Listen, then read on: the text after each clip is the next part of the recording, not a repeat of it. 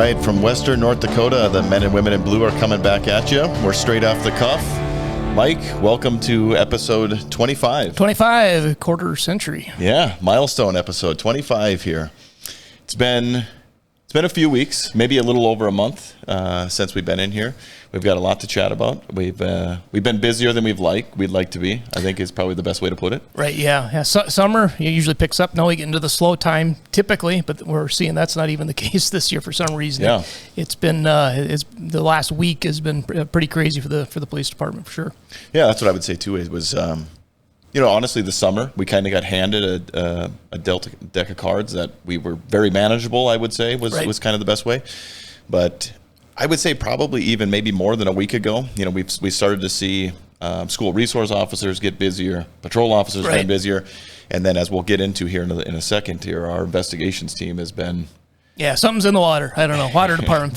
Figuring out. Full moon can't go away, I guess, or something along those lines. But let's start with something that's a little less heavy. So since we've been out, we've had a couple of things pop up.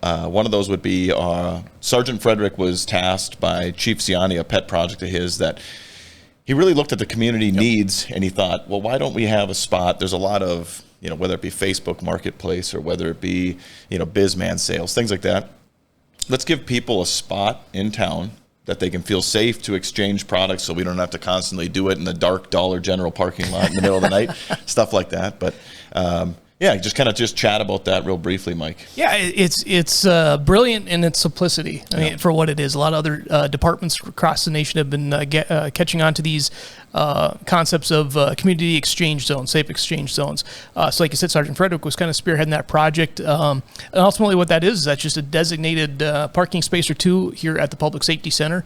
2475 State Avenue north part of town here, and citizens can meet up there for child custody exchanges and like you mentioned, marketplace exchanges. That's obviously a big online type stuff that people are really gravitating towards. So having this capability out there for people to feel just a little bit safer in an environment here up at our neck of the woods here. So it's just pulling into the parking lot right underneath our public safety sign. You'll see two designated spots. Which we do have to give a shout out to. Straight Sight Solutions was a company here in town that volunteered their time, their paint products to repaint the ground and the parking spaces on there to designate the spot. And then the signage is associated up on the side there as well. It's not hard to find. Once you come into the parking lot, you will definitely see it with the signage and the painting and things. But I gotta say, when it was first pitched at me that this was going to be the project, I didn't realize the success story that it was going to be. As soon as Mikey put it on Facebook and we watched the amount of people just kind of praising the police department for getting something like this done, I would have been wrong in this. So kudos to everybody involved in that project. Yes, we've had. The admin team has been real busy. We just had first reading of the 26 budget here just this last commission meeting. A lot of things inside of that one that were crucial for our needs. We've been noticing that for like fleet operations or just something simple, we've been noticing that our fleet rotation of what we had in years past just wasn't keeping up with demands. Some of it comes into needing more vehicles. Some of it comes into just repair. Our repairs are taking longer. Unfortunately, the car qualities are just not quite what we would like them to be at times, and this is not a slam against any particular maker. It's just kind of the world we're dealt in right now. So we did some work on that. We did some work on technology. It was a big piece in the forward movement of our budget. We have a lot of tools at our disposal now. I think that we're almost getting too good at figuring out how to operate our police department with like 45 people instead of the 49 that were allotted. And some of that blessing though has been, we've really explored how to make the job more palatable, make it a little easier on us, and kind of doing that was technology. We've got a lot of really cool tools in here. We got a lot of trained people that know how to use those tools.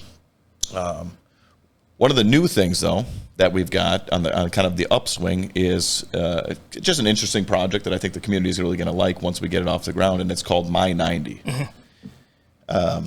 Just a very brief version of what My 90 would be is it's It's a way for us to tap into our records system that we already currently have to give updates. It can also give some instructions to 911 callers at times. If we, it can give arrival notes to individuals. It can give them case numbers. It also could, if we think we want to send out surveys on how our dispatchers are doing, how are our first responders doing on a certain call, so that we can kind of tailor our service to our community. Right. It's got all of those kind of capabilities in it. Right, and to even back up just a step further, now this is going to be under the umbrella of our Axon contract. So Axon is our body cameras, in-car videos, taser, interview cameras. Yeah, they have definitely done a very good job marketing nationwide to law enforcement, and they do have products and ecosystems that are just phenomenal, and they've been doing a tremendous job for us, increasing our productivity, increasing our accuracy. And part of this, what you're saying with this My 90, this is now introducing that section to where we can engage the public even more and really refine how we're delivering our product, more or less, how you can look at that. So I was really intrigued with the capability of it being able to, like you mentioned, surveys. It's almost like leaving a Yelp review for an officer, and a couple days after the closure of a call. So for instance, if you're reporting a theft of your storage unit burglary, officer would come on scene, take your information, and then a couple days later give you a follow-up message to be able to rate your officer, and then provide any other further information, or if you have any other questions, or you need a case number, something like that. Yeah. It's just that added step of service that I don't want to say is necessarily lacking right now, but we just get so busy from call to call to call that having the officer manually do it is a bit cumbersome, to where we can introduce this technological component, and now just making that extra form of service back to the public. And I think officers I think will enjoy it too, because it gives them positive feedback, and how they're delivering their service on the street as well. It's similar in nature. I guess we've been using this for years now. It's got an evidence request feature inside of the ecosystem of Axon. Yep. And if anybody's ever asked the police department to help them solve crimes or anything like that, they probably have received one of those text messages or emails. Yep. And it really does kind of just bridge the gap between, you may have a Ring camera, you may have a cell phone video, you may have pictures, screenshots, and it just kind of bridges that. Right. And so Axon knows how to market things, and they've been excellent to work with as far as their customer service and things like that too. Right. And another component of that too, coming after the first of the year, and we might have briefly touched about this a couple episodes ago, but the Draft 1 capability for the report writing. So this is pretty remarkable. It's leveraging the power of AI, artificial intelligence. Basically, once an officer uploads their body cam footage to the system, it can basically transcribe and write a report based on the sentiment of the call and what was said, the verbal exchanges.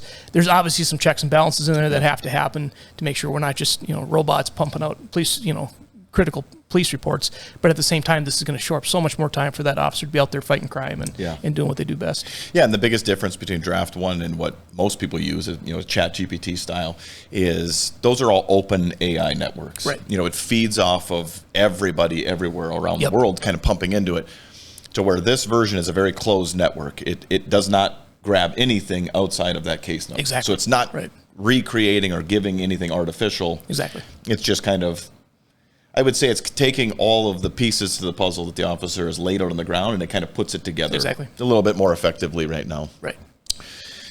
When we talk about technology, and then I mentioned at the beginning that we've been busy, let's kick it off with earlier this week, you had press releases that came out, and I know that Facebook kind of blew up about the situation where we had a really heinous incident happen that we just don't see a lot of here in Dickinson. Right. Originally, we were thinking, and we had gotten notified that it was a drive-by shooting of sorts. And when you actually break down the investigation, start looking into it, I mean, you really have something that might even be worse than that, where you're looking at multiple parties just exchanging gunfire, in the street while it's still sunlight out.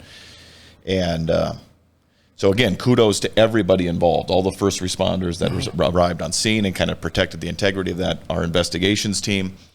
I guess the reason that we talk about this is, one, to highlight the good work that has been done. We just, before going live here, probably minutes before we went live, we had another arrest on this situation, which driving that total up now. I think we're at 7 arrests on top of this thing.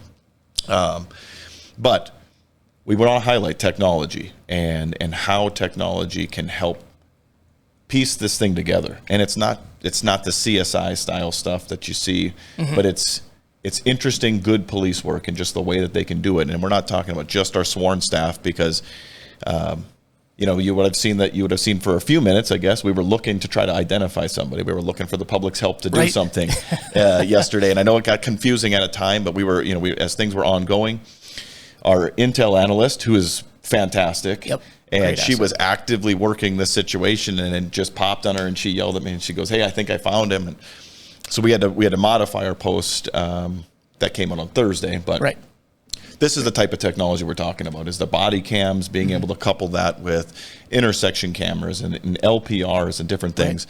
And for those people that just don't know what some of this stuff is or its capabilities, Mikey, you're more of a tech guy than me. Just kind of give a brief overview. Yeah, I can nerd out for a minute here.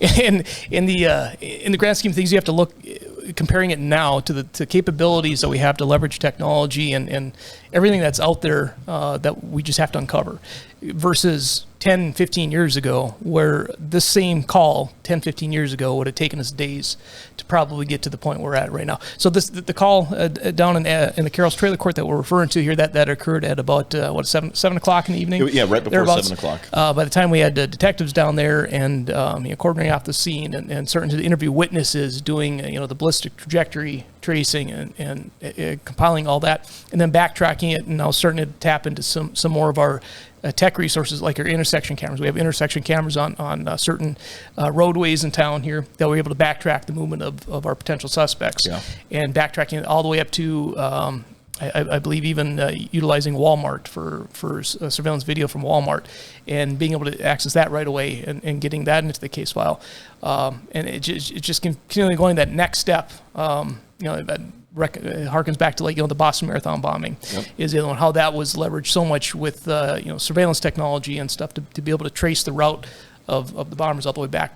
Obviously not quite as the same situation, but the same principles apply. Correct. And that's a key, is like just how you describe that. If anybody ever watched the documentaries or the movie on what they did for that, that's a really good example of. And so from 7 o'clock that evening, our detectives, and they were a little short back there. I think they only had three of the five working. So they were kind of taxed out a little bit, but they were able to, during the overnight hours, get some search warrants, eventually detain 3 of the ultimate 7 here that we've arrested so far just that night. The following morning, they identified 2 additional players in this whole incident based off of the use of footage, and then just good old police work, our patrol staff out there. And we got one of the other guys sitting across the table here we'll talk about here in a little bit, really good at knowing names, knowing faces, and they were able to find 2 of these additional suspects out on the street within the early morning, or the mid-morning of Wednesday. And we got those people in custody. So ultimately everything just fell into it. Very seldom do cases like this seem like they work out, but it was a constant win after a constant win, coupled with outstanding intuition, detective intuition, patrol instincts, and just good old-fashioned teamwork. And these people are in custody within 24 hours. It was amazing. Yeah, I mean, we harp on teamwork a lot inside the police department, and when you start with the dispatchers and them receiving the call, and just how effectively. We even got kudos from civilians that had called in and just appreciated the way our dispatchers are under stress and still hearing about the customer service that they had, to the responding officers that got there, to the detectives that came out, to our background players, which would be like our intel analysts and our evidence tech and all the processing. But like you said, like all the search warrants that come into play with this, and it was I think Sergeant Weiler was a part of this, and he was the one that said it similar to you, where he doesn't ever remember in his 20 years of being on this job where things actually worked. You had a hurdle, you cleared it, and you go to the next one, and it just, things kept working. Right. That it really was it's been a good success story for us here. Exactly, and from an administrative standpoint, you couldn't be more proud of the people we got working for us here too. We got some strong decision makers and able to get it done. And then in this case too, even the public in the sense too. Yeah, even though we did send out we had a 6th suspect outstanding, and like you had outlaid just minutes after I'd sent the release out, she ended up finding out, even that short amount of time that we were requesting that public assistance, we had 2 phone calls with tips that corroborated, yep, this is exactly who it is. Yeah. And so that just helps bolster the case even more. So even for the public standpoint on this case, it was very much a success story. Yeah. And now we hope to get some pretty good efforts in prosecution off of this with the state's attorney's office and sending a message that this type of violence, this type of behavior, we do not tolerate in Dickinson at all. Yeah, I mean that's the leg right now that we're going to lean into, because I think the public has now seen, and I don't know that we ever lost any trust in the public, but when you look at a situation like this, and you can think that this happened on Tuesday evening, and some of these charges that are on the on the rap sheets that we're sending out on our press releases are hindering. This doesn't necessarily, like, not somebody physically restraining a cop from grabbing somebody. These are people that are making your job more difficult. Exactly. They're people that are lying to you, people that are trying to steer you into the wrong direction. And we've had patrol officers and investigators having to tread those waters and get to the truth of things. Yep. And they're going to see, once the case kind of comes open, it's like how difficult some people made it. Yes. But ultimately, the success story is, everybody's hands that have been inside of this, whether you were actively committing violence or you were assisting and trying to keep somebody from being apprehended. Within 3 days, we've got 7 people in custody. Yep. So kudos to everybody involved in that. Yeah, well said. Investigations also, and this one's, we don't need to spend as much time on this so we can get to our guests, but our investigations team has been taxed this week. Last week, they had 2 other groundbreaking pieces where, gross sexual imposition is one of those cases that it's really weighing on an investigator. They really do try. They become very close to victims. And you go and talk to any of our investigators, there's a real relationship that gets built between a victim and an investigator. And we had 2 pretty high-profile arrests last week when it came to, adults having inappropriate relations. And when you start talking about GSI, a felony type arrests, these are major type incidences. And we had 2 of those last week. We haven't even gotten into what patrol's been busy with, and this is not new to anybody. I think that Lieutenant Handel and we've been talking about drunk driving. I mean, I bet you it's been about every episode that we're on here. That highlighting something. Yep. That we highlight something. We're like, we're watching the trends go in the wrong direction, and we seem to be, something is happening, something's in the water. And since our last time, we had our audit on our DOT grants, which would be like your click it or ticket, your drive sober, get pulled over. So much so that the DOT has recognized the efforts of our patrol staff in here when it comes to DUI enforcement. We're having them recognize the amount of intoxicated drivers. And it's not in your face until it's in your face. Right. And I think you would be best, maybe of anybody, to talk about this because the press release that came out, the pictures on that situation, they tell a story, but you talk about a guy being at the right place at the right time, and that would be Lieutenant Handel here. Yeah. The unfortunate incident that we had a week or 2 ago here with the red Corvette. I'm sure everybody's seen the social media posts on that one, but the individual ended up ultimately arresting for criminal vehicular injury DUI. I was right in my neighborhood. I was off duty at the time, pulling in my driveway when the guy went past it in a high rate of speed. We're talking 70, 80 miles an hour plus down a residential road, and ultimately T-boned a teenage girl who was just on her way after a volleyball. Yeah, had to do a team supper. Had to team supper, just doing her own thing. Thankfully, wearing her seatbelt, that car, I don't know, that's going to be a good plug for whatever vehicle that was. That's a good safety plug for parents. What kind of vehicles will keep your kids safe? That did its job. Yeah. She was a little banged up, unfortunately, beyond that, but it could have been far worse. And the thing that kind of really just kind of makes my eye twitch in this whole thing too is my child was walking that sidewalk just a little bit before that, and just going through the what ifs of that situation. So. It's extremely frustrating to see people continue to make these decisions to drive impaired and stuff like that. So that's why, even though we're getting kudos from the DOT, which obviously we have one person in the room here to probably thank that because he's really championed this. It is an unfortunate thing that we're having to continue to enforce it. In a perfect world, we don't want the DOT giving us kudos for this because we don't want the problem to exist. Exactly. And it's one of those unfortunate pieces. But yeah, this particular incident, I think it goes to highlight that these crimes, sometimes people will say like, oh, well, I didn't harm anybody, or I didn't hit anybody this time. It's like, well, maybe, but guess what? At the same time, we've had this horrific accident that could have easily turned into worse than it was. Yes. We had a passenger with broken bones, and we had our juvenile get banged up, but it could have easily been worse. Mm-hmm. We had a few weeks ago, during our gap, where we had an ATV crash, ended up taking the life of somebody, and it's DUI related. Yeah, and it's again, like we can only do so much when it comes to enforcement. And that maybe is a perfect way to segue into it. But before we even do that, it's if you're gonna drink, find a way. Right. Find a way to ride home. Find a way to get a ride home. And it's you got a whole pocket full of contacts that can give you a ride. And maybe Mikey can even do a plug for certain cab rides or cab companies. Yeah, I'll see if I can maybe flash something up here. Lyft, I know, is prominent in the community. There's just not an excuse. Even 20 years ago, you might have been harder because I think we had one city cab company, and it was a stretch. But now with rideshare out there is no excuse anymore. Yeah. Well, we've teased a couple of times at who our guest is today, and what better person to bring on right after the back end of this topic, but it would be our 2024 Traffic Safety Officer of the Year. This is Patrol Officer Anthony Mauser. Welcome to the podcast. Thank you for having me. I'm excited to be here. Absolutely. Well, typically how we like to do this is, anybody that maybe has not had an interaction with you, which we hope is at least a few of the listeners, go ahead and just start off. Who is Anthony Mauser, and what made you want to become a police officer? That's kind of a long story. It's not as straightforward as a lot of people that I've worked with, where they've known since they were a little kid they wanted to be a cop.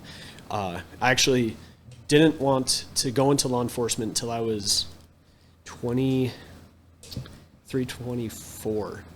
So I went to college, got my degree in field biology, and my first real job out of college was at the University of Illinois at Springfield, raising, releasing, and tracking Osprey. It was an Illinois DNR funded project because they're endangered in Illinois, at least back in 2014. I don't know what their current status is, but maybe you won the fight and they're not endangered any longer. Yeah, right. I hope so. And so my job was just to take care of these birds, feed them, and then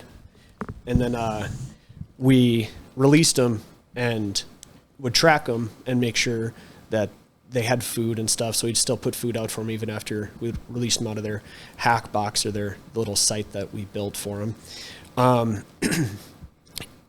That job was what kind of turned the tides for me professionally, where I was at the back end of an issue where damage occurred to the environment. It affected a species in the environment, and now we're in the recovery stage. So I started looking into the front side of that, which is natural resource protection, which brought me to the National Park Service. And I thought about it for a long while and decided I wanted to make that jump. And so I went through the Park Service Law Enforcement Ranger Training Program in Eᴜlɪ, Minnesota back in 2015. Oh God, almost 10 years ago. Yeah, 10 years ago now, I was actually in my first academy. Wow, that's fun. I didn't even think about that. My lead instructor at that academy worked at Theodore Roosevelt National Park in Medora and gave me a reference there. And so I got my first law enforcement job out in Medora in 2017, working seasonally with the park. And, as my life would have it, where I'm like, I think I can map out the next 5 to 10 years, and life just laughing on my face and going a different route to where I just kind of go with the flow now. Yeah. I don't even try and kid myself, because my initial plan was to work there for 2 years, 17 and 18, and try and get into a different park, get more experience, keep working. Well, then I met my now wife at the park, so I didn't leave until end of 2021. I left the Park Service at the end of 2020, worked for a sheriff's department. But during my time with the Park Service is when I kind of fell in love with traffic. I just had a really good time. Now, traffic enforcement in the park is very, very, it's grandma, grandpa, grandkids, parents driving through the park. 95% of my traffic stops were for speeding, because they just, you're looking out the window, you're not looking at your speedometer. I only made one arrest off a traffic stop in my 4 summers working there. Made a couple thousand traffic stops, but that's where I kind of started. And then I worked for the Golden Valley County Sheriff's Office, where I really started kind of getting into the criminal side of things. And, so it's an interesting story though, that you go from this individual who is in a biological, kind of resource protection world, and that morphed you into the Park Service, which there's a definite connection with, but then you even kind of morph from there into, well, I like this job, but I like this part of this job. And is that kind of what made you go from the Park Service over to, there's still law enforcement. I got no ill will towards my brothers and sisters that work in the Parks Department, but we do like to make fun at times. Oh, sure. But moving over to the Sheriff's Office, was it your passion for traffic stops, or was it something else? It was two things, partially traffic, but I was also interested in getting into crimes against women and children, and particularly the violence and then the sexual assault side of things. So I was looking at jobs in the area outside of the Park Service, and shortly after I started looking, one of my buddies who was with, at the time, Billings County Sheriff's Office got, hired, or he won the vote to be the sheriff in Golden Valley County, Dave Muckle. Okay. So he called me up and said, "Hey, I have a spot open, and I know you've been looking," because I applied with Billings County. And it just kind of fell into my lap. Just kind of, the next door opened. I didn't know it was where it was or what it was going to be, but when I needed it, it just was there. So that was an easy transition over, and I really started getting into because at that point then I was pretty much completely removed from the natural resource side of law enforcement, and I'm just doing normal. Right, policing criminals and protecting citizens and things. Mm-hmm. Yeah. And instead of going to Bison, Gorings, and search and rescues, I was going to domestics and crimes with juveniles and just the stuff that we really just don't see very much of in the park. Yeah. So. You spend a short amount of time. You then leave Golden Valley. You go down and spend a little bit of time in Nebraska. Mm-hmm. It was kind of a small town, kind of a college-y town, though. Not totally different from Dickinson, just not quite as large. But how was that experience? So that was also very formative. I wasn't sure if I was even going to go down there at first. So my wife got full ride for grad school down at Kearney. And initially the plan, which, plans go to hell right away, or at least the best ones do, was to just take it semester by semester. I'd go visit her when I could. She'd come up and visit when she could. Well, about 2 weeks in, I was like, I'm not a long distance guy. So I started looking for jobs down there. I applied with the sheriff's office down there. And I went down and visited her, and I set up a meeting with the chief down there. And I'm like, I don't want to sound rude, but I don't want to, I want to know what this job is before I apply to it, because I don't want to just be an RA basically, or like a kind of a rent-a-cop. And I'm like, I'm not trying to insult you guys, and he was like, no, I totally get it. And then he's like, it's not, you can run traffic. There's an officer down there who loved hunting DUIs, and he was at least as good at it as I am now, but probably better. I mean, he'd see a violation half a mile away, and I'm like, I can barely see that vehicle.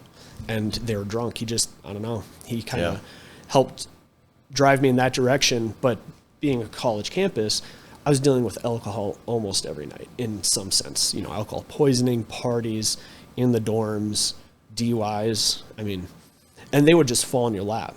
You go, some of the resident halls would have just one or two handicap parking spaces near the door. Well, there was far more students than parking spots. So sometimes students would park in the handicap just to pick friends up. So you just go knock on the window if they don't have a tag or a license plate. And you just, you're going to have to park across the street. Your buddy's going to have to walk 25 yards, even in the winter, he'll live, And, I mean, you'd go up to a window and window rolls down, the kid's half cross-eyed, and it just reeks of Busch Light and kinky vodka, whatever cheap crap they could get a hold of. And it's just like, really? Yeah. But so this this officer you meet down in Kearney, this kind of becomes your mentor in really finding your niche, I'm assuming. Yeah. Because you came to us, and you kind of came at the time when we were probably in the most need for our lateral program, and we had gotten some great people that came in here and were easily trained and then really made an impact almost immediately. I would say it was not soon after you had come and you had kind of went through your training fairly quickly that we realized, okay, this guy's got a niche, and we haven't seen, we hadn't necessarily seen somebody with the traffic enforcement being such a passion. And I guess I was kind of curious. I didn't even know the story of like where that came from or how that came from. Some people will look at traffic enforcement and they might think, oh, this is kind of it's a silly reason to stop a car. It's a silly reason to do that.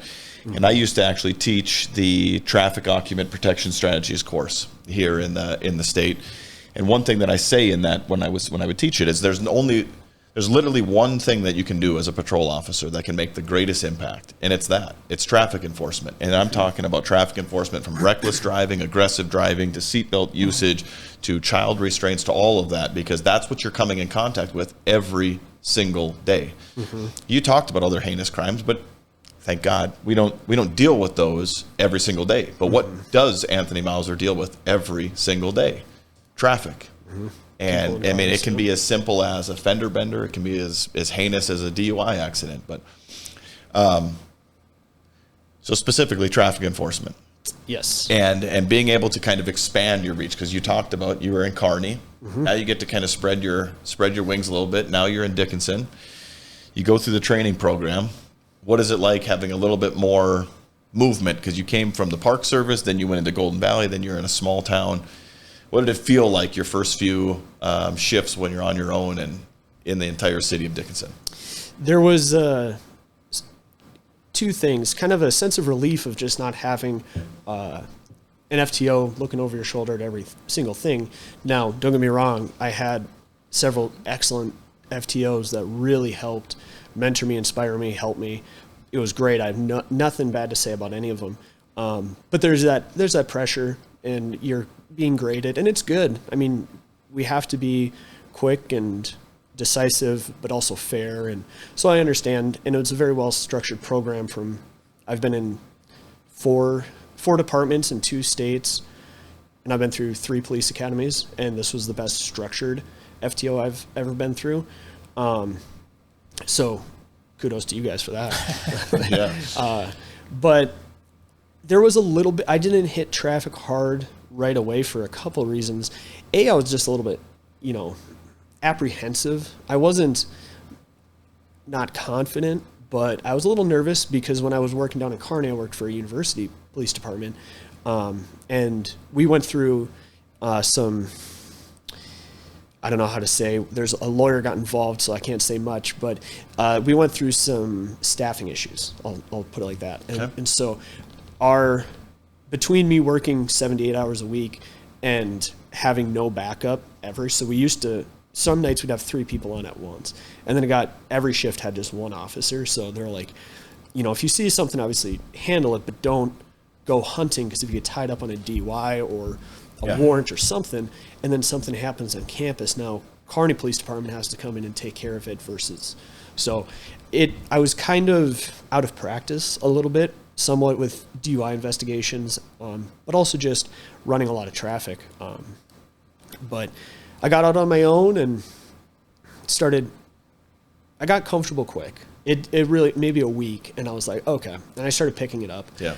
And I'm like, during those first couple weeks, I was thinking, like, man, I haven't hunted DUIs in a year and a half, almost 2 years. Really hunted them.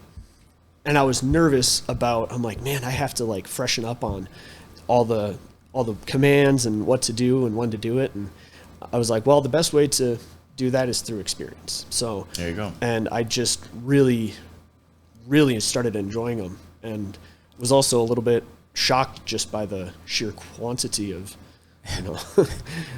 plenty of candidates here. Mm-hmm. Yeah. Oh yeah. Well, So I think the public would be really actually interested. Maybe if we can just break this down, doing a deeper dive into DUIs just in and of themselves. Can you kind of like go through to the public, just kind of explain as if you're kind of teaching it to them? What are you looking for DUI detection, like the driving habits? Then when you do pull somebody over, what are the different tests that you do? Sure. What do they mean? And yeah, just kind of do a deep dive on that. Yeah. So I've gotten a lot of people that I've arrested for DUI not thrilled with the reason for the stop, because like that's such a minor thing to pull me over for.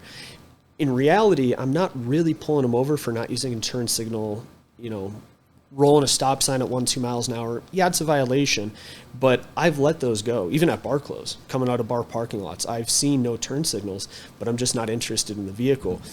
What I'm more interested in that tells me more, especially now that word's getting out to use your turn signals and come to complete stop at stop signs, is how someone approaches an intersection or an interchange if they're already on a public street, how they navigate through it and how they come out the other side. Because there's kind of it's hard to describe, but there's kind of a natural rhythm to how everybody comes up to an intersection, handles it, and then goes through, processes all the information coming at them. Especially at night, there's lights. I mean, half the time we have red and blues a couple blocks down flashing. That's a distraction. So kind of how they handle it if it looks odd. Even sometimes if they don't commit a violation, I'll follow them, and I'm like, you'll goof up at some point, and then they do, and I get up to the window. The easy one at the window is smell. Yep. And if they're hammered, slurred speech and just garbled, and then it's red watery eyes and glazed over. Like that's easy. Like anyone can get that. The thing that some of the things I look for, if I've had DUI arrests where I can't smell the alcohol until I have them step out of the vehicle, is you'll see parts of certain indicators, but not the full blown, like if they're hammered. Right. Where they might have slightly watery eyes and like their air conditioning's not on, or their heat, depending on the season, isn't blowing in their face. It's not bright out. Like it's odd that they'd have watery eyes. Where they're coming from, and also just kind of being chatty with them and de-escalating the interaction. Because if they know they've been drinking, they're going to be a little more nervous and apprehensive to tell me the truth. And so I like to just bring it down, take a step back, and just talk to them and just see where, what they've been up to recently. If I can see something in the vehicle, like a crossbow or something, not really a crossbow, more compound bows, I guess, but, hunting equipment, I'll ask them about that. Just get them talking. It loosens them up and helps them relax. And then I'll go a little bit more into, where are you coming from? Oh, a restaurant. Okay, perfect. What did you have there? I really like getting the chips and guac or whatever, right? And then, I had this, and I was like, they have those great margaritas there that I'm like, I always get one. I have my wife drive me home, and he's like, yeah, those are good. I'm like, what flavor did you get tonight? And they're like, oh, I got the strawberry and mango or whatever, Yeah. And I'm like, perfect. Do you want to do some quick testing? And then we roll into that. Yeah. So it's usually, I say anybody can get that 0.24, even 1.6, double the limit. Like those are, if they're all over the roadway, if they crash, if they're really, really drunk, those are pretty easy. But if you want to get, like, to, I guess not the public, but to officers, like if you want to get more DUIs, it's the tiny little driving behaviors you have to watch for. Even things that aren't violations, like I was talking about, stopping for too long at a stop sign, green light coming on and not going for a hot second. That could be distracted driving. You'd be on your cell phone, yelling at your kid in the back. I mean, there's 1,000 reasons, but it's something. Yeah. Yeah, it makes me more interested in that car. Yep. You bring up such a good point. So two things that you brought up is really what you're doing is interdiction. You're trying to lessen the tension. You're just trying to be friendly with somebody, which is what we do all the time anyway. So it comes naturally to you. The other piece is some people might say, well, if these are minor violations, then what's the problem? But you highlight their driving is not normal. That's ultimately what the key is. That's what you're saying. You've watched so much traffic, and you hone in on what does a normal traffic exchange look like coming through State and Villard. He knows that. That's your job. You're a professional when it comes to this. You know what it looks like when it's not. Ultimately, you have no idea what that person could do 3 blocks from now, 2 blocks from now, if somebody's coming across the street. If they took a long time to stop at a stop sign, who's to say that there's somebody walking across the street there and it takes them, that extra split second to come to it, and then all of a sudden now we have a pedestrian accident. And I think that's exactly what the points you're trying to make is that this is a bigger issue, and it's a bigger problem. And I think just some of the things you talk about in how you're detecting it it's great for officers definitely to hear. How about this? So I know sometimes law enforcement can sometimes be fearful of the process. So there's 2 processes when it comes to a DUI. And this is an intimidating piece for an officer to possibly go through it, because it's not like a normal hearing or normal something, but you've become very good at this also. So why don't you talk kind of what are the 2 processes? What are the 2 legs to a DUI, and how do you navigate those? So my answer might kind of surprise you, because you have the administrative side with the DOT, and that's what has to do with having your driver's license suspended or not, and then the criminal side with the courts, and that they run off with that if you have a history, depending on the severity of why you got arrested for DUI, if it was a crash, if you killed somebody. I mean, if depending on the severity, they take their thing. For me, and this is something I went through in September of 2024, when I really started ramping up my DUI hunting, is what I call it. I don't know if that's it's an appropriate term. It's an appropriate term. I know people, it sounds like I'm trying to trap them, but really I'm just trying to keep people safe. Absolutely. But with the two legs, with the admin side and with the criminal side, I learned really quick something that makes both those really easy is to just not care. I don't care. If you pay 3, 4, or 5, I really don't know how much it costs to have hire a lawyer for an admin hearing. If you pay a couple of grand, give them the license back. It's not going to stop them from driving anyways. They're going to have a suspended license. They're going to drive. And out here, it's kind of a necessity. Criminal side of thing, drop it to reckless, drop it altogether. I don't care. I don't do DUI enforcement for either of those reasons. I could care less what happens. I'm in the here and now for, it sounds cheesy, but it's for public safety. I think it's one of the most proactive things I can do to keep the public safe in general. I mean, there's listeners that, probably half of them at least, if not more, that have horror stories of DUI, the effects that DUI has on the public. And kind of, it's my personal life, it's not my personal life. So my parents live in Minnesota, and a couple of years ago, they got a new pastor at their church who was out for a bike ride. I think it was a Sunday, but it was in the afternoon. He got hit and killed by a DUI driver, or a drunk driver. So, that's one story of hundreds of thousands of stories. Yeah. Across the country, across the world.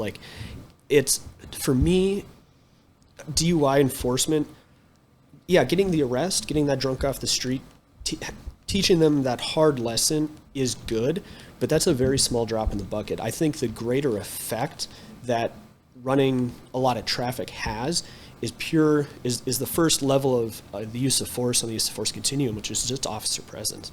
If you're at a bar and you're like, well, I probably shouldn't drive home. I've had a couple drinks, and it doesn't take much to get over that limit to not be safe to drive. But then they come out and they see 2 traffic stops on either end of the street they're coming in, and they're like, oh crap. And then they see, another cop park a block or 2 down the road, just waiting for the next guy to come out. It's that presence that what I'm trying to do is make a better decision, right? Giving people the opportunity to not get a DUI. Because I don't do it for the numbers. I don't care how many arrests I have. I don't care how many licenses I suspend. I don't care how many criminal court cases I win. You lose them all. It doesn't bother me. I want to keep the streets safe, keep the public safe. I mean, it's everybody. It's the kids on bicycles. It's the priests on bicycles, in cars. So that's kind of my approach. And to officers who are nervous about the process, it's like, just kind of zoom out and look at the priorities. If it's public safety, community service, even day shift, I mean, we don't get nearly as many DUIs during the daytime, thankfully. But if you're out and they see a lot of traffic enforcement, it will curb, I think, the community's response. And you're exactly right. So one thing that I have been tracking and trending, and LT knows this also, is aggressive driving is a problem that we see, especially on our main streets, whether that be Villard, whether this be 3rd Avenue West. Specifically, those two are kind of the worst.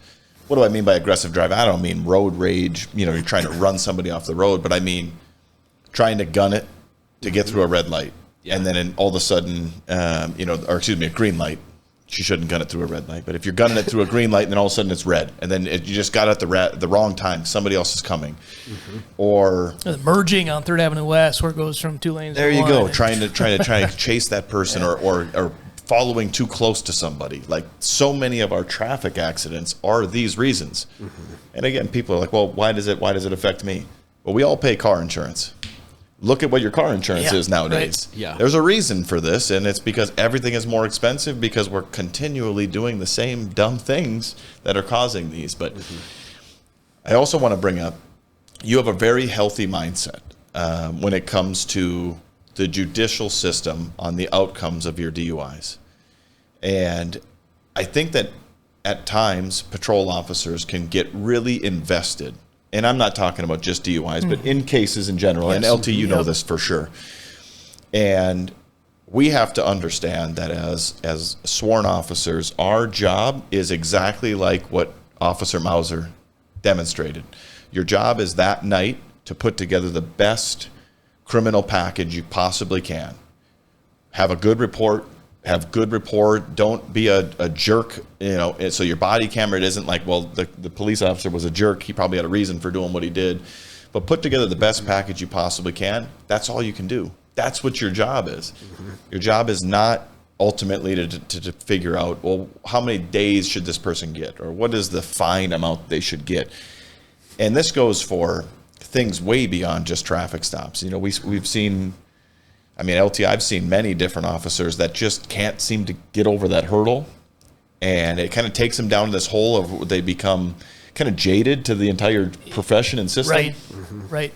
And just in not taking it personal. You guys have both highlighted it extremely well, but they, especially DUIs, young officers, maybe it's their first couple of DUIs, and they get in front of a very tenacious defense attorney, which that's the part of the judicial process, and everybody has a right to confront their accuser, and you're gonna have a defense attorney go through your report with a fine-tooth comb, which is all the more reason you need to be absolutely 100% on your game. You have to be trained up. You have to know what you're doing, because you get called out on the stand in front of a jury the first 1 or 2 times that happens. That's an icky feeling, and that's 100% why I think a lot of guys they either don't stay in law enforcement or they just decide to scale back their efforts of being maybe as proactive with DUI enforcement or something like that, which is unfortunate if they were to just take more of a mindset like Anthony is saying here is don't take this personal. It's that night you got somebody off the road. That should give you more satisfaction than that. And if it just means a little bit more training, well, maybe we need to get you more training and spun up on that. But there should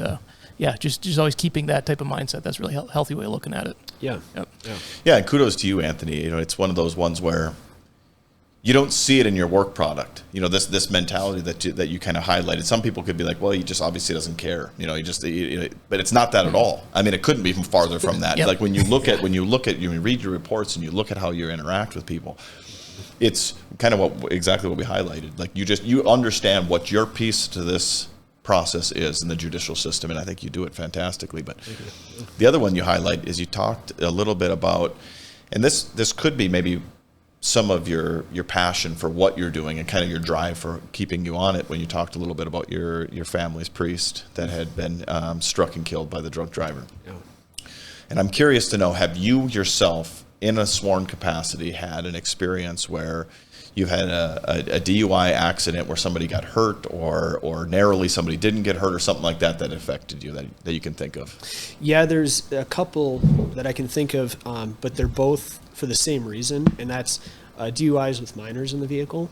That really, you know, I mean, when it's, I don't want anything bad to happen to an adult, but kids just are different. When I pull you over, I've had it where I've pulled people over off. I think one of them was a tail light out, like something, or front headlight. It was one of the two. It was a lamp violation. I don't care. I'm going to give you a warning because half the time, especially if it's a brake light, you might not even know. Right. So and my numbers support. I write mostly warnings. I actually have them here. That'd be great. Yeah, so it's 281 warnings for the year so far, the calendar year. Okay. And you got 194 citations. Okay. So, I mean, you're definitely not in it to just hang paper and make people pay fines. That's not what your game is. So, yeah. A plug to those stats too. By the way. There you go. And I was actually curious about that because I don't know how to look that up in our system. So, but yeah, it's like, and you know, especially at night, if I pull you over for something like that and you're sober and everything's good, I don't care. Here's your warning. Slow down. You know, come to stops at stop signs. Use your turn signal. Get your lights fixed. Whatever. So, but with the kids, I've had it where, you know, there wasn't a crash, no one got hurt, but the potential was there. I was like, you know, and the driver in that situation was saying that it wasn't, they're like, I drink just a little bit every day because I'm an alcoholic. Well, to them, a little bit is we'd probably feel drunk, and they're way over the limit. And I'm like, I understand. And it has nothing to do with like loving your kids, because I know that driver wants the best for her kids. Didn't want anyone to get hurt, anything like that. But the potential, you know, you have that risk reward situation. Like, yeah, it's more convenient to not find a ride. I'm just going 3 blocks, 6 blocks down the road, half a mile, whatever. You know, I don't have to go very far. I'll be fine. I'll take it slow. I'll be safe. Even if you don't cause a crash, but your reaction time is slower because you're under the influence of alcohol, and then somebody is testing out their Thunderbird and comes ripping down, and you don't see it and you can't react fast enough, and you and or your kids get hurt because you're under the influence, even if you weren't the cause of the crash. Yeah. And it's just it's that kind of viewpoint that I think a lot of people make excuses. It's inconvenient, it's late, whatever. I'm going to just do this, get it done, I'll be fine. Yeah. And then I've also had DUI crashes with minors that had minor injuries. But I'm like, we're inching closer to that real finite result that we can't come back from. Yeah. You know, thankfully the person wasn't going that much. It wasn't anything like the 70, 80 with that Corvette the other day. It was slower than that, thankfully. Just minor. They were released from the hospital that night. Like, not a huge deal, but the potential. It's like, I mean, hell, walk. Like, take an hour, especially if it's warm out. Just don't put your kids in that situation. And I don't know. You know, I know our audience likes hearing stories, and I'm sure LT's got a good story. I have a story also that I can share. So if you want to go first, or I can go first. So I was never the DUI hunter that Anthony was, but some of these situations when it comes to a DUI accident, they stick with you, they hold with you. And I know that LT, you kind of shared just recently this piece when you weren't even in your uniform, and you kind of had one. Yeah. But you know, my last one, I believe it was, I was working when I was on the street, and it didn't impact me the way that maybe it could have, but it impacted me almost through the eyes of one of the officers that was working underneath me. As a sergeant, this was the circumstance when the coach from New England, he was the basketball coach, and he was on his way up to Dickinson. He had gotten across South State from 8th Street, and drunk driver had come through, and it had absolutely obliterated 2 cars. And myself and 2 of the officers are the first ones on scene. and coach is still alive. We're inside, and we can't remove him from the car because the car has so much damage to it that we couldn't even, we were trying to pull the car open and we can't physically remove him. And I remember afterwards, because we had been holding on to him, trying to provide whatever first aid we could while he was taking his last breaths.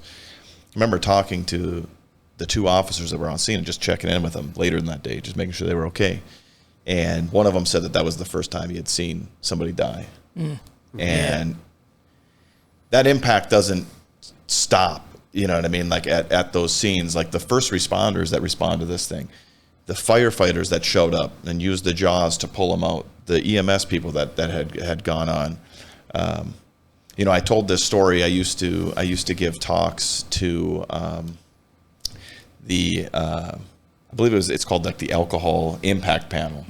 I believe is what it's called. They used to bring me on, and I would just kind of talk, and I would always talk about this situation towards the back end of it, because I just felt like it was impactful. People just sometimes kind of glaze over that piece of it. And I don't take anything away from the family and all those things. It's a tragedy all the way around, but State's Attorney's Office actually allowed me to come in, and I got to testify at the sentencing hearing to this particular case and talk about the impact that it had on first responders in that case. And I think that it highlights that this is a real problem in our community. We're not talking about an isolated incident.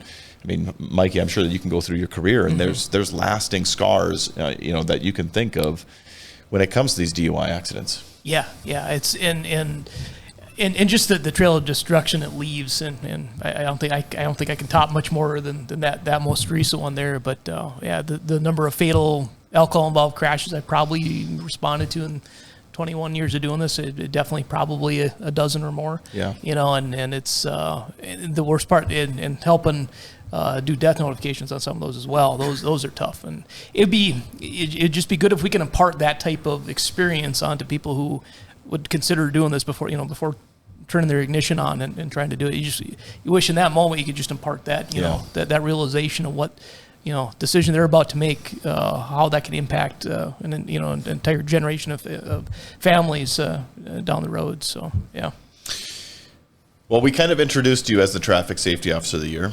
I think people now understand, maybe why you were the Traffic Safety Officer of the Year.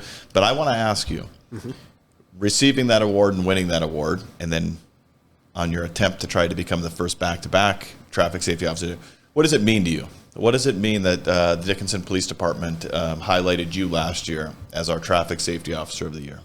Oh, it was an honor, and honestly, I was surprised. I wasn't expecting it, and I didn't actually know that was an award until October. My sergeant was like, "Hey, I heard you're in the running for the Traffic Safety Officer Award," and I'm like, "What's that?" I mean, it's pretty self-explanatory in the title, but it wasn't a goal that I had set for myself. It was just the love of keeping people safe and getting DUIs off the road. It definitely propelled me in the early part of this year to really go, and it seems like they've slowed down a little bit from earlier this year, but just this year overall, it seems like we've had a lot of DUIs. And so it propelled me. I know it created some competition, which is always fun. It always helps because if you're the only one doing something and there's no one nipping at your heels, it's not as interesting. The work is as good, but there's a handful of us that were all competing and racing, and it's like, oh crap, this other officer got 3 this weekend. I need to catch up. So that kind of thing is a lot of fun. So that me winning that award, it propelled me to keep going. On top of the real reasons that I started doing that in the first place, but also it motivated some other people to try and beat me, which is great. Yeah, you have those shifts where maybe it's a Tuesday night and you're just not feeling it. Maybe you didn't sleep well and you're plugging through the night. But what you're talking about, like this competitive piece to it, is the entire community really is benefiting. It's somebody who's staying a little bit more engaged, a little bit more proactive, and just kind of staying more visible instead of taking a little bit of an easy route and maybe doing a different version of the proactive policing. So what would be a piece of advice? So you're putting your recruiter hat on now. Okay. You've got somebody who's interested in wanting to jump into the career field. you have taken an interesting journey into it, but you've been very successful at the legs that you've been at. And I'm curious to know, what would be a piece of advice that you would give an up-and-coming somebody who wants to jump into law enforcement? I would tell them really to think about it. It's not a light decision. It's something that is very fulfilling at times, but it's also very taxing. And you need to be ready for all sides of that. I think something I got lucky because I never did it, but something I wish I had done is do more ride-alongs, particularly in bigger departments. Even if you're like, I want to patrol in my small town sheriff's department, of Western Montana. There's 100 people that live in the town, so everybody, right? I would advise go to the big city, wherever that is, Billings, Bismarck, Rapid City, whatever, and try and do ride-alongs and just get an idea of kind of what you're going to get yourself into. And also, I think it's really important to identify why you want to be in law enforcement. Because if you don't have that foundation, your fire burns out quick. Yeah. It's kind of like a candle without any wax, and your wick just burns straight down. Because you don't have that thing to, my wick's burning, but I have all these reasons why I'm doing this and why it's worth it, so it really slows it down.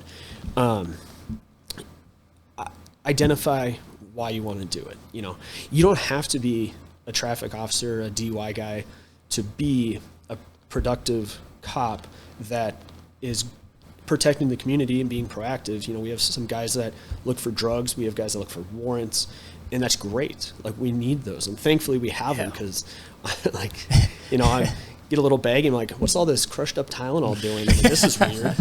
But I don't know what that's for, but it's good, to have that mix of people. So you don't have to like any one particular to if you don't like DUIs, that's fine. Find something you like. But identify why. What is it a generational thing? Like your dad, your grandpa, your great grandpa, we're all cops. Your uncle's a cop. Whatever the case is, it doesn't matter, but just identify why. Because that's what's going to sustain you through the rest of it.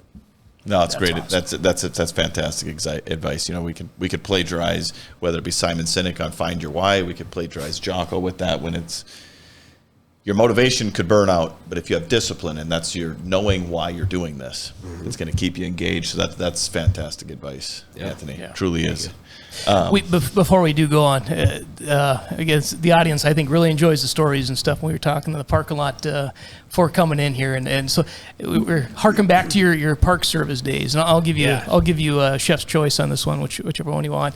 Because it was when I worked out, my first gig was out in Medora PD. That's right. Yeah. So I got to work alongside some really good park rangers out there at the time. Kane Seitz, Justin Repine. I don't know if they're watching anymore, but they're really good guys, and they had a lot of stories, because you have to be kind of you're kind of by yourself a lot of times too, in often senses.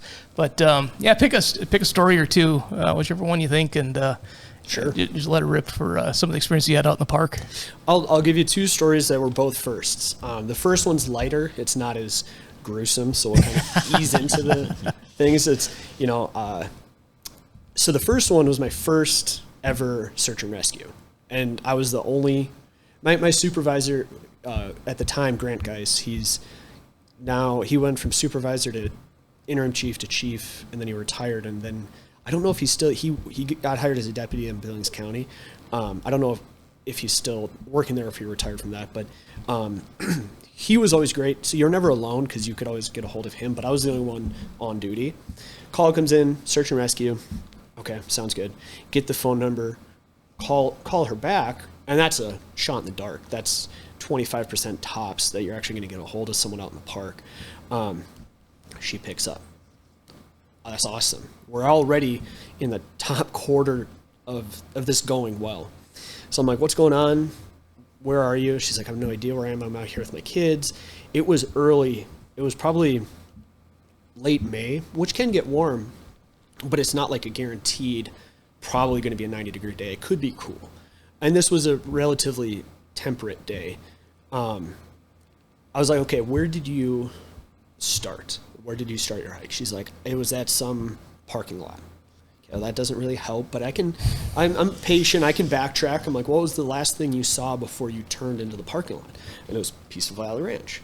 I'm like, did you make a right-hand turn and go down a long dirt road with trees on the side and a little circular parking lot at the end? She's like, yeah. I'm like, okay. So you started at Jones Creek Trailhead. Perfect.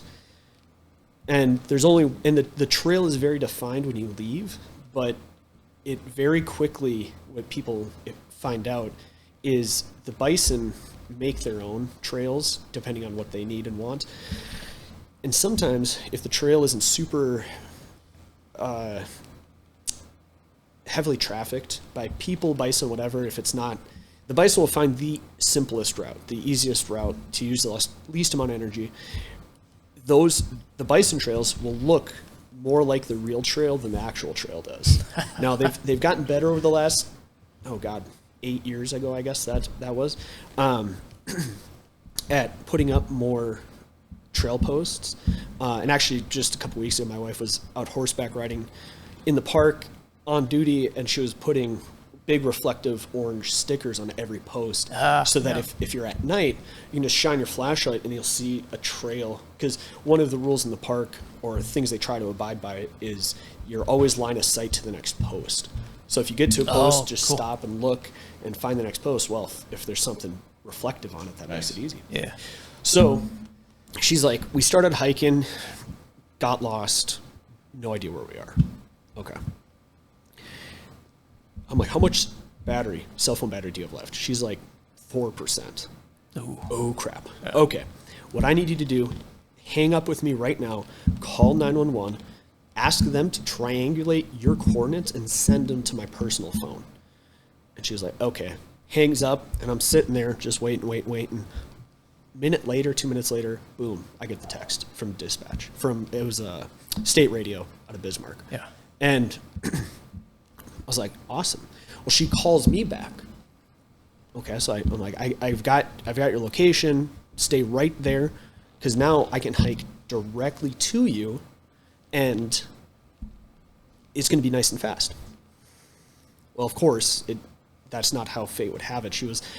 We started arguing. She was like, no, I think, I've been thinking about the path I took in.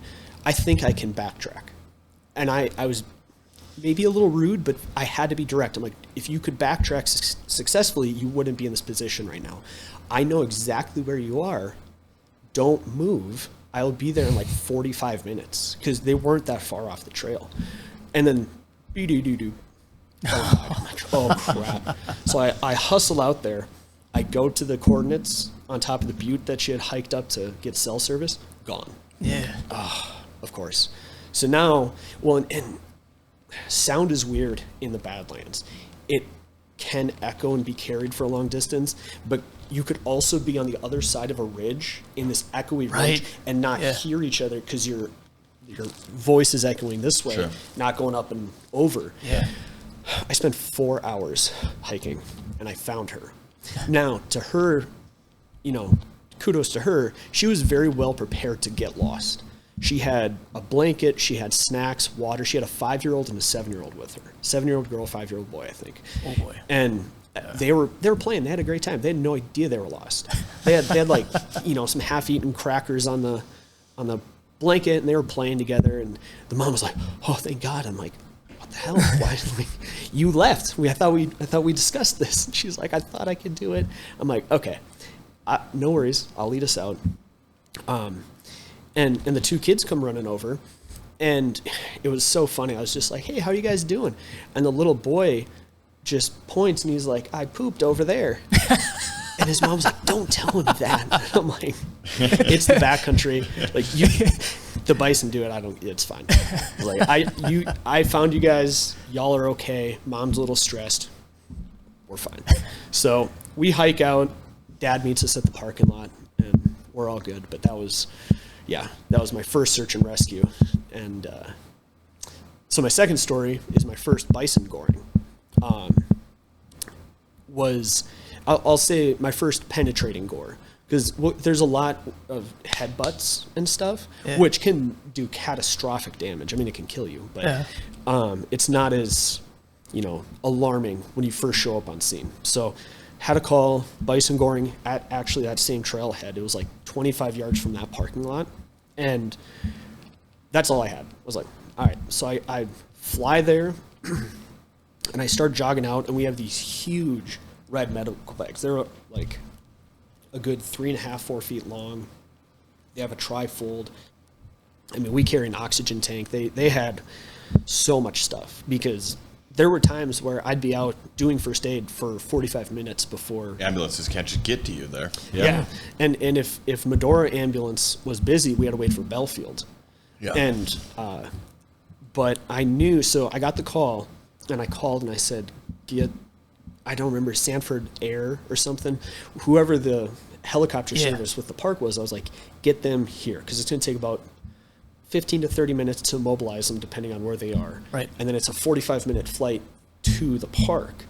And if I have a Bison Goring, an hour and 15 minutes is a very long time. I mean, you can easily bleed out in far less time. So I'm like, we need a bird in the air right away. I get out there, and I see a female holding pressure on a female laying face down. I'm like, oh crap. So I'm jogging out there with the bag, and about maybe 10 to 15 feet before I got to her, I saw in the grass very tiny little red and yellow chunks everywhere, just everywhere.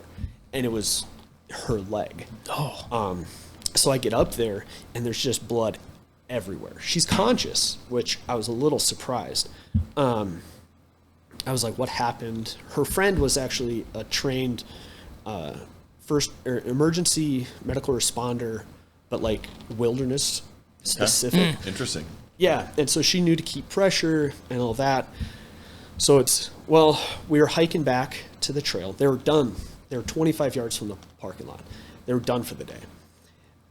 And it was during the rut, of course, and so the bulls are even more aggressive. And you don't want to challenge them at any time of year. Don't pet the fluffy cows. Yeah. That's exactly it. Yeah, and I wonder if they stitched that into her leg when they sewed her up, because that would. But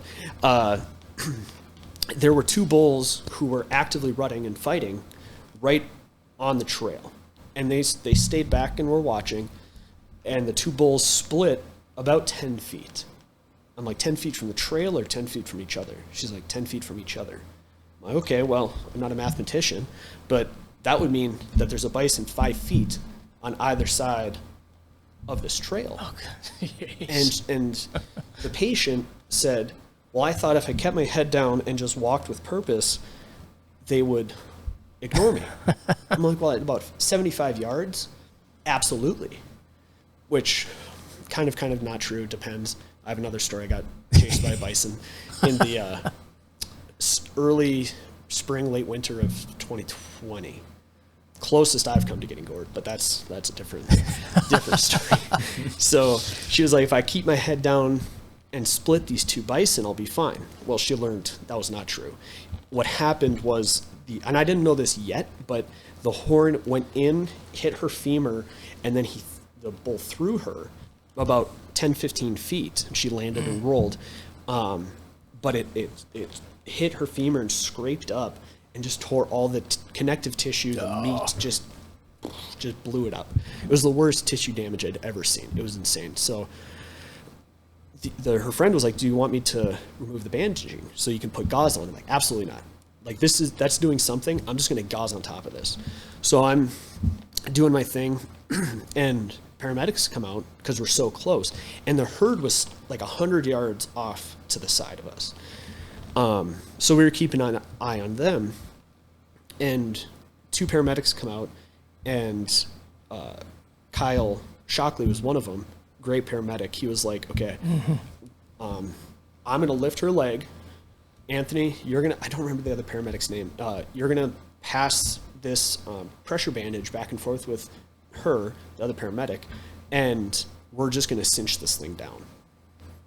Awesome. Sounds like a plan. So we start doing that. He wanted us to get a good seal on. You actually have to take the gauze off, all the bandaging, which is counterintuitive to first aid, but it's it's necessary to get that really good seal on like an Israeli pressure bandage or certain kind of pressure bandages. So we do that, and we're just sinking the pressure wrap into her leg.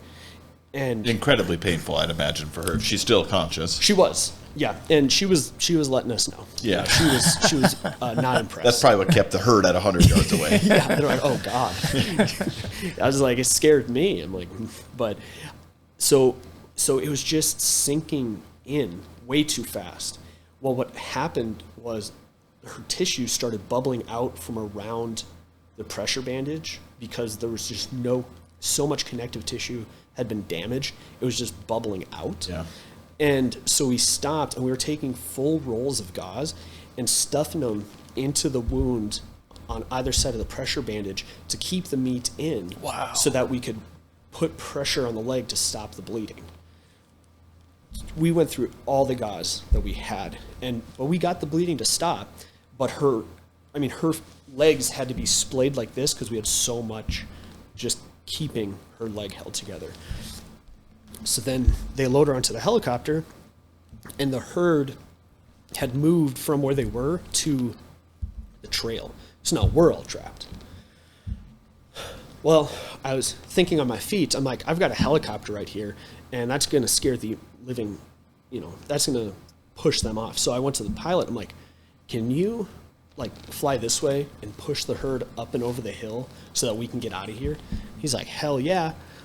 So that's what he did. He pushed them off. They got her to the hospital, and we got out. And for 2 weeks, I was like, I wonder how she did. Well, then there's a news interview, or a newspaper, I think, interview with her 2 weeks later. I was like, wow, okay. Yeah. She's alive 2 weeks later. Nice. So Yeah. Nicely done. But yeah, man, that tissue damage, it's no joke. I've prevented so many gorings with my vehicle where their tail starts to go up, and guys, I don't know why they want to get their picture like this, but they'll bring, what I see all the time is they bring their lawn chair out and they'll sit with their back to the herd with a beer and smile. Sometimes it's 10, 15 yards. And I've drove off road in my truck to put just a blockade, and I'm like, get the hell out. What are you doing? Get back in your vehicle. You're about to get gored. You're not even watching to see if they're going to come at you. Crazy. But it's job security. Well, he gave Mikey a new name we can call this episode, How Not to Get a DUI and How Not to Get Gored, I guess. Yeah. Would be a good way to sum this one Great up. informative episode, yeah.